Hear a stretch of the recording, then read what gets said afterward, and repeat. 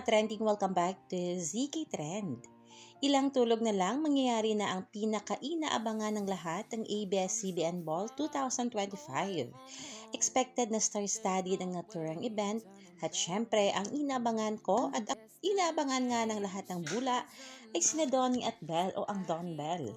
Sa katunayan nga malapit nang matapos ang gown na susuotin ni Belle na gawa ng isang Frances Libiran.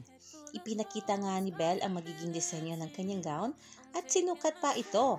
Sinabi nito ang meaning at kung bakit gusto niya pumunta sa naturang event. Hindi lang dahil sa ball kundi marami ring dumalo dahil ang naturang proceeds sa ball ay mapunta nga sa ABS-CBN Foundations. Isa ito sa nilulook forward ng ating Belle Mariano. Ang ABS-CBN Ball ay simplest way umano para maipakita ang pagmamahal at suporta sa lahat ng beneficiaries ng ABS-CBN Foundation. Sobrang excited umano siya dahil 2 years rin na huli siyang dumalo rito. At naniniwala si Belle sa importansya ng kawang-gawa kaakibat ng ball. Siyempre kasama dito ni Belle o date niya dito ay si Donato. Kung excited na ang Don Bell, sobrang excited rin ang taga-suporta ng Don Bell dahil dito. Bukod sa glitz and glamour na gown ni Belle, paniguradong babagayan ito ni Donnie.